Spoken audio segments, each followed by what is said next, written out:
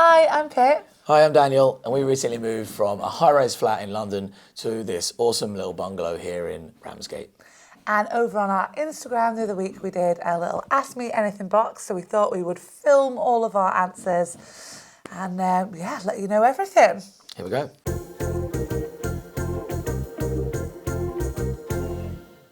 Okay, so the first question is, do we think that living in Margate and commuting to London 3 to 4 days a week is doable? Yeah, it's definitely doable. We're both lucky that we can both work from home, right? So I do have to go to the office in London sometimes, but maybe once or sometimes twice a week. But it's definitely doable, and it's only an hour and like 15 minutes on the train, high speed. So we live in Ramsgate. We don't live in Margate. Margate is a little bit longer, and I guess the other thing is it depends on how far away you live from a train station. Yeah. And the other end as well. Because it goes into St Pancras. So if you're near there in the centre of London, that's great. Obviously, if you need to work somewhere else, further from St Pancras, you have to factor that bit in as well, because obviously it can get pretty busy in London. I think it just depends, right? So if you're doing 3 days a week, and we definitely, when we first were looking here, Daniel might have had to go into the office a bit more, but we wanted that life balance, a work-life balance. So it's just one of those kind of things that we thought was totally doable. I wouldn't say it's not, and I know loads of people that do it. Yeah, exactly. Okay, next question. How long did it take to complete the purchase? Yeah. Well, this is a bit more of a difficult one, I guess. It was a long process. Yeah. I mean, our process was slightly more protracted than normal because we didn't, basically what we didn't do is the normal way where we had an offer accepted on our place in London and when then the offer was accepted on this place, and then have those transactions both happening at the same time. What we actually did was just accept on our flat in London before we'd had an offer accepted on here. So we did a little bit of sofa surfing and stayed with parents and things like that to bridge the gap. But I guess in total it was probably just over 4 months or something. Yeah, I think it's probably about 4 months. And we came to see this place, I think, in August. Yeah. Put in a few offers, they didn't accept them, and it stayed on the market for a while. And then after the flat had sold, this was still available, and we came back to do it again. And I think our offer was accepted on this in November. Yeah, so it's still it was quite a long process. No, it might have even been early December, actually. Yeah, sometimes around or then. Late November, early December. And then, after the offer was accepted, it was about 3 months until we moved in. Yeah. Right, what is the top priority for the bungalow, for us doing? What do you think? Okay, so all of our windows need to be done. That is quite high on the priority list. We're currently getting quotes from different people. You might hear some banging going on in the background. We have our builder in. He today is starting working on the bathroom, which is very exciting. Yeah. But there was a few different things which we're going to reveal in kind of our monthly roundup. But a few things that we wanted to get going and... Yeah, and I think that... it's also worth noting that there's things that we were going to be doing, and there's things where we need specialist help. So, for example, what Pip was just talking about there is we're having a wall built and slightly restructuring the bathroom. So that's why there's some banging that we're not involved with. But very exciting stuff. But yeah. So what is our dream sky's the limit item for your home? What do you think? Is that an item of furniture or do we say? Yeah. Okay, an item. Sky is the limit. What's yours? The garden is big enough to put a small pool in with a hot tub. Mine is a conversation pit. Yeah. Which we wanted to put in. To drop the floor, put a conversation pit in.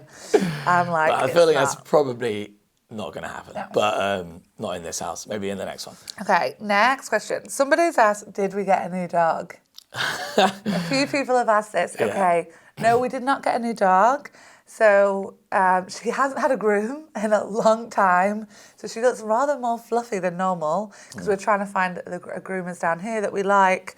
But it's because her name is Pepper and we call her Pepsi and Peps.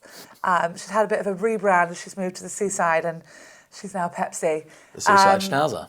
Yes, she's a seaside schnauzer, not And the Shoreditch schnauzer also, anymore. it's worth noting, just in case, they might be referring to, in the tour video, you may have noticed there was an extra dog.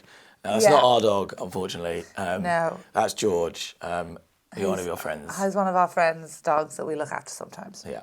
Are all the rooms going to have different themes, colour schemes, or is it all one big vibe? Yes, I think it's going to be fairly separate. Like, that's right, isn't it? Yeah. Like, we've got... Pip has many mood boards and things going on, so... We're quite excited. Like, I want to do different things. In the old house, or in the old flat, we didn't really have distinct rooms to be able to do that in, so we definitely want to do that here. The 3 bedrooms are going to have completely different vibes and feels. The idea is we do want to be able to, rent out the bungalow for shoots and stuff. So we wanted to have kind of like different looks in each room. So our bedrooms get done first, and it's probably going to be my favourite. And it's I think so. It's definitely, I don't think people are going to expect this vibe from us. A little subtle little clue is it's a bit more of a Daniel room than it is a Pip room. Definitely a bit more of a Daniel room. Anyway, you'll see lots of things incoming. There's no orange. What parts of the house are you leaving as they are style-wise? I think this is going to be a reference to the hob. Everyone seems to love the hob and the bathroom toilet. Everyone, yeah. But there is a question about the toilet. Yeah, I'm sure there's loads of things coming. So, I mean, I don't know. Is there much? Style-wise, the house is quite, even though it's a 60s bungalow, it's quite stuck in the 80s. There eventually, like, the kitchen is going to go. We'll get a new kitchen. The bathroom is staying. In a different, we're slightly changing some of those things. Yeah, we're going to bring the bungalow back into the 70s. Yeah, exactly. And 60s. Give it some more life. Yeah, give it more life, and kind of like, even though we're losing some features, we're adding in original features to make it look original, right? I think, as we spoke about before, like, it's also bringing some things up to date because of safety and because of just ease of use and things like that. We wanted to make it more energy efficient and things like that. So, there are some things which might be on the surface, may look like, they're throwing away that original thing. But that's not the case. We definitely want to lean into all the original things we can. But some stuff just has to be brought up. But then, it's going to be our furniture and the way we decorate things is going to be definitely that vibe. Okay, next question. Are you keeping the toilet lid? Yeah, exactly. I think so. Probably, yeah. I love that toilet seat. It's great. You really love it. I love it too. I think so. We need to see if it's actually going to work with what we're going to do in the bathroom. Yeah. We found some 1970s tiles that are purple. It's going to have this like purple and like that like lemony yellow. It's like a lemony yellow, like a greeny lemony yellow. Chartreuse. Colour. So I don't know if this toilet seat's actually going to go. We'll see. We'll see. Stay tuned. Oh, now we've got drilling. How hard was it to find a bungalow? I really want one, but they seem so scarce. Actually, there's so many bungalows in Ramsgate. That's all I notice now is how many bungalows there are.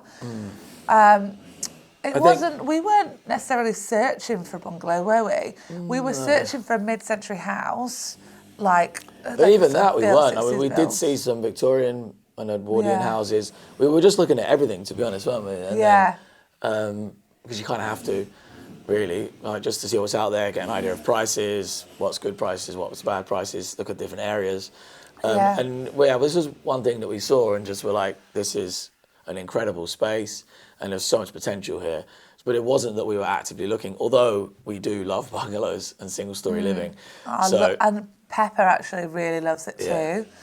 That was it. Just was like a fortunate thing, really, more than anything else. Yeah, it was just the house that we found that we liked was a bungalow. Right. Did you have an idea in mind in terms of type of property or wanting to do in a reno?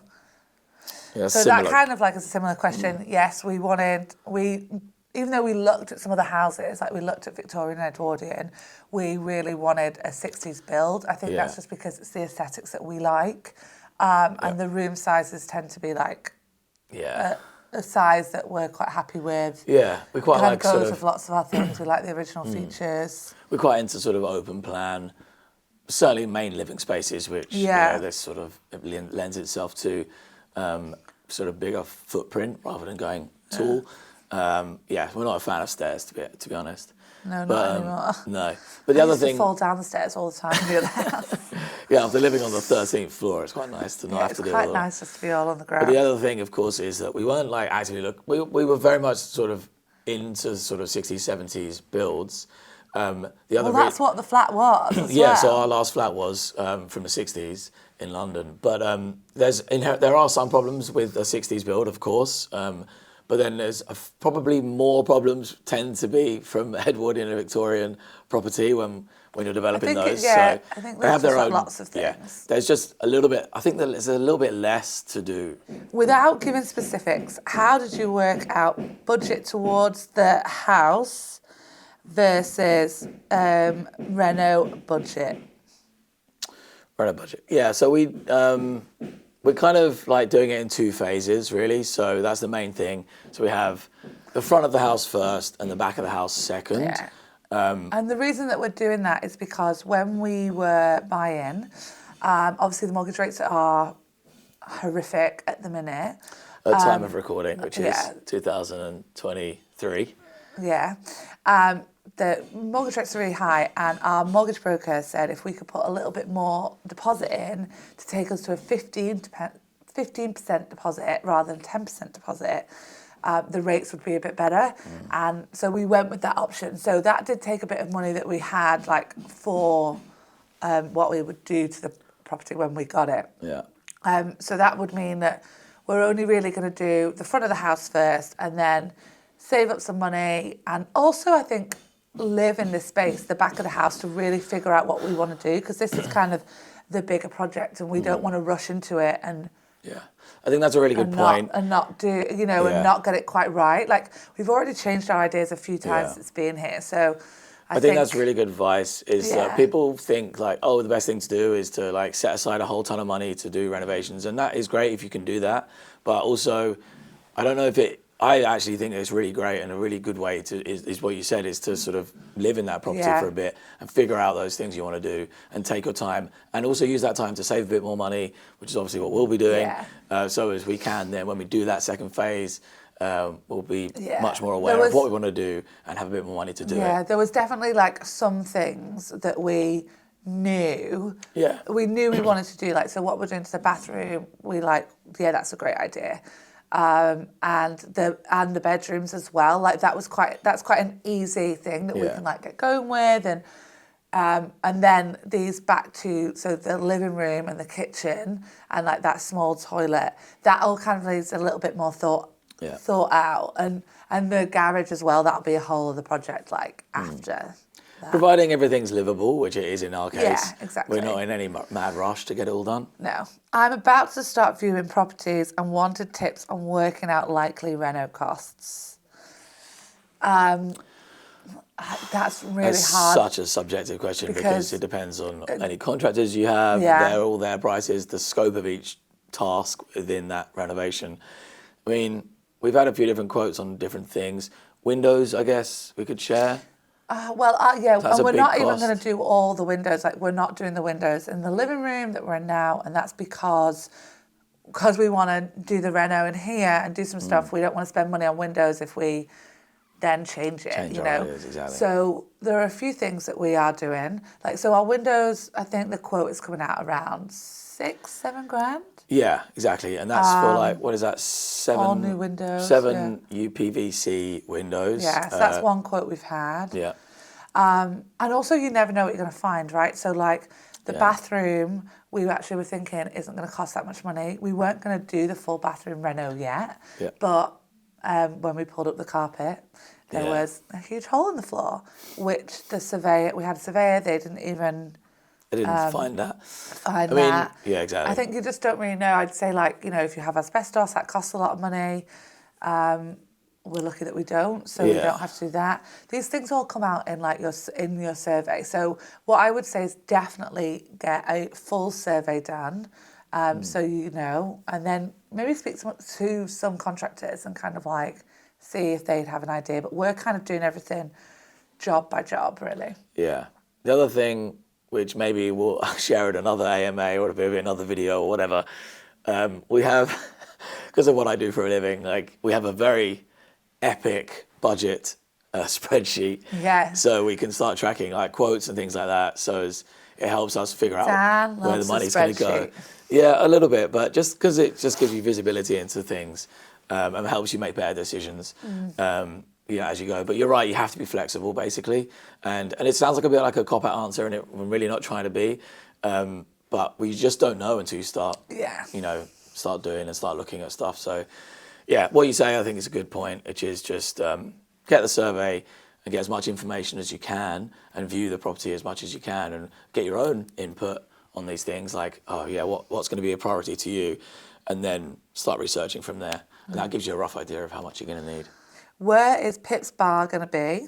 Are we planning on an outdoor bar in the garden? Excellent question. So it's going to be, we're going to have a bar in the living room. The boat bar I still have, but it's I have a studio that I showed my friend Emma Jane Palin in Ramsgate. So we're going to be doing that up soon. And the boat bar is there. The reason why the boat bar is not coming here is because when we had the movers move everything into our storage, they got it through the door, and I don't think we're going to get it back out, basically. Yeah. So we're just going to leave it there. Also, I think we have more space here, so we can. We want to have like a different bar, bespoke thing. Yeah, so we might build something bespoke. I don't know. We have a few ideas, but like I said, this room is kind of like, not kind of like, this is one of the last rooms that we're going to do, so we don't know quite yet. Yeah.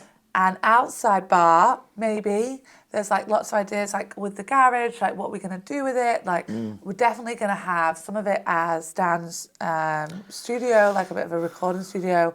We need to see about planning permission, but we might turn a little bit of it into like a guest house. So we've got a bed and a toilet and a shower for like when our parents come and stay, so they can like be here, but also have a bit of freedom.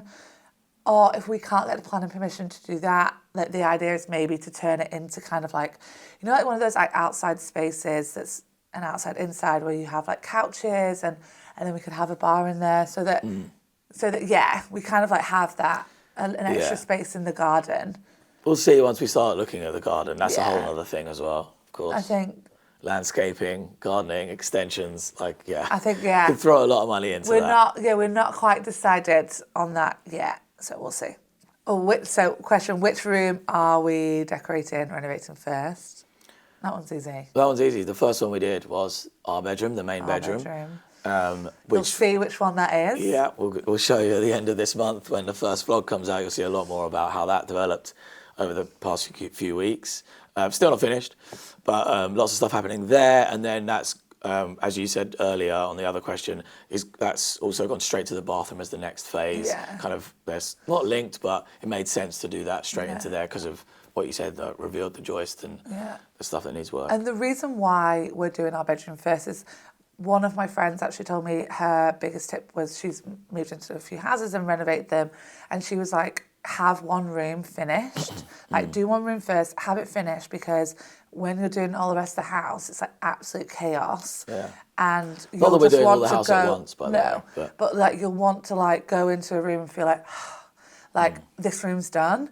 So instead of just doing like lots of things all over the house at the same time, so we're kind of like focusing on getting our room done. So like that's great, because at the minute, like everything's everywhere, nowhere has a place, so hopefully that'll get done soon. Right, what were our reasons for picking Ramsgate over Broadstairs and Margate? That's a difficult one to answer because obviously there's lots of different factors, right? Yeah, and we definitely looked at all three. We did. I think a lot of things depend, right? So Ramsgate is definitely quicker to get to London. Yeah, well, it's got the high-speed line as well, and it's closer. 1 hour 15. Yeah. The high speed does go to Margate as well. Yeah. But it's just a bit longer. We had like lots of factors, like one of our kind of like non-negotiables when we were looking was that we wanted to be close enough to a station that we could walk. Yeah. And obviously we wanted a mid-century house. Ideally, I guess. Yeah. We looked at other things. But I know, and in Margate, the mid-century houses are just that little bit further away from the station that wouldn't be like... So, for instance, today I've got to go to the station, I've got to walk because Dan will be on a call, and I don't want to be walking half an hour. Yeah. So that was just kind of like one of the things that... And of course, the obvious one is about. like budgets, like total budget. Broadstairs is a lot more expensive than Margate and Ramsgate. So we did look at all the places. I mean, Margate's now expensive because after lockdown. Yeah. So anyway, there's lots of different factors. We didn't choose Ramsgate over anything necessarily. It just lucked out that we found this place, and it happened to be. And that's the other thing, of course. We lucked out and found an incredible property that happened to be in Ramsgate and was close to the station. And we love it. Yeah. So, and now we're like really glad that we picked Ramsgate over everywhere else. So, okay, this is from your mum. Okay. Are we going to take down those curtains? Yes. Yes. They are coming down. I know everyone loves the pelmets, but I cannot deal with the complete 80s vibe of them. Yeah. The people that lived here before actually left us a set of curtains that we're going to put up, and they're kind of like the original 60s ones, I think. Yeah, they're amazing. So they're going to go back up. They're amazing. But yeah, these ones are going. How many square meters is our new home? Well, in the original listing, I think it's like 126. Yeah, 126 square meters.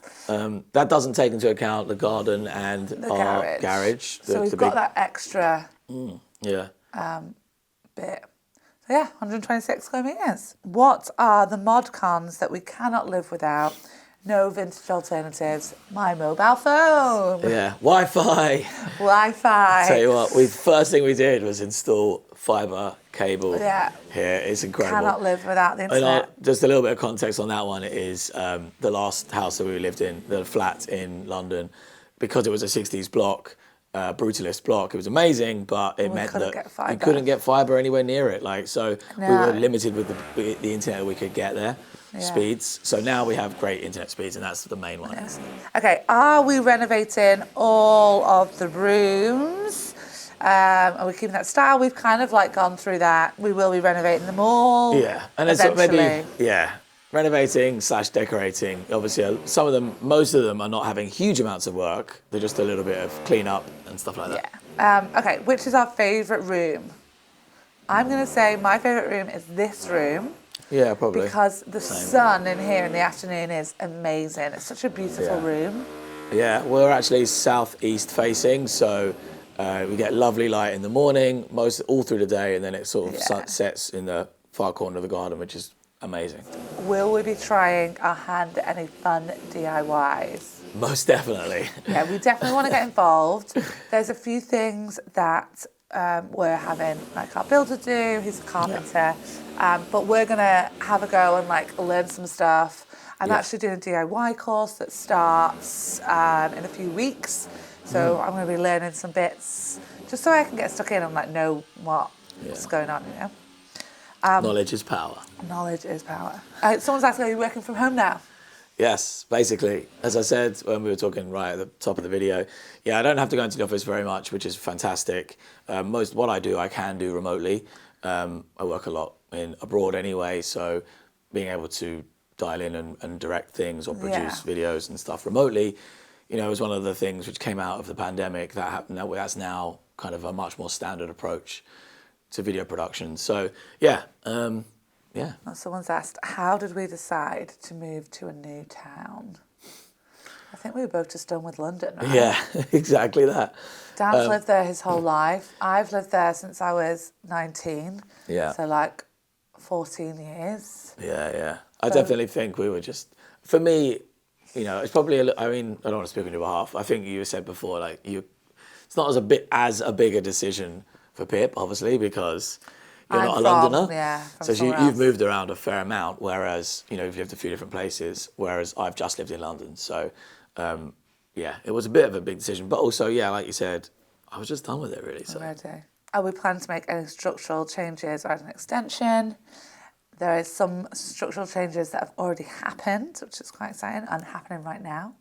And yes, the plan is to do an extension, but like we said a bit earlier on in the video, we want to really kind of figure out what that is, and the only way we think we're going to be able to do that is by living in these two spaces for the time being. So the living room and kitchen, because there's, do we do it open plan? Yeah, there's some Do we decisions. extend? There's lots of things like, do we keep the toilet? Do we get rid of the toilet? All this kind of stuff. So we're trying to figure that out. And you can follow along to find out.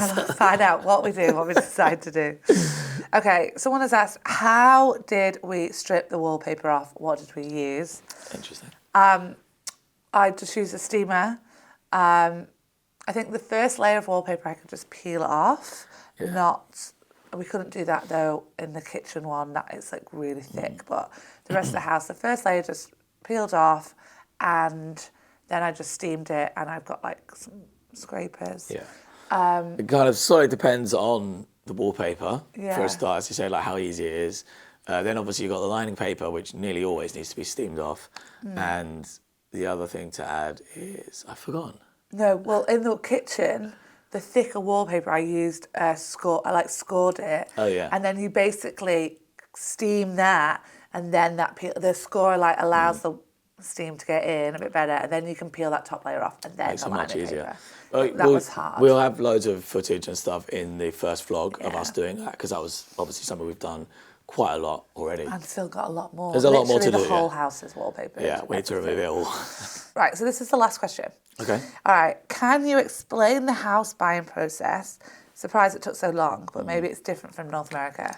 It's just another. Definitely is different from North America. Okay, well, that's an epic question to end on. I don't think we'll go into it massively because it's different for everyone, really.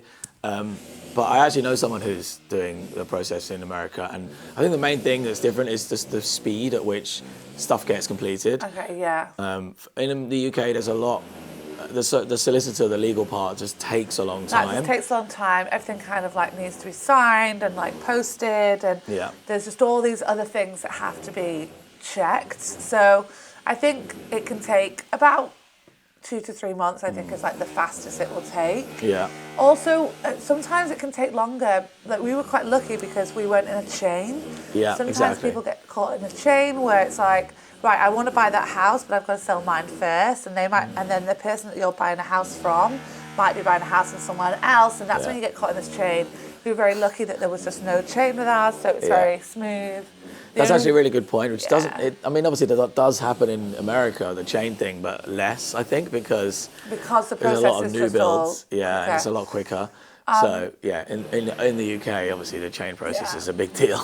But normally you would get a mortgage in principle, which is just the bank saying, you can loan this much. Then you would buy a house, You can put buy in an offer that's got to be accepted, and then you've got to apply. You've got to go through everything. Get your solicitor, start doing everything. They check that you're definitely okay to buy a house. Even though you've got a mortgage in principle, you then have to get the mortgage. It's just all a big thing. But we found it okay, and I would definitely say that if you are self-employed, don't feel like it's a lot harder. I'm self-employed. I didn't think I'd be able to get on the mortgage, and I did. Yeah, exactly. So it's slightly different for everyone, but it's also, there's loads of stuff that's the same. Essentially you're buying a house, you've got to borrow the money unless you're extremely rich. So it's very similar in a way.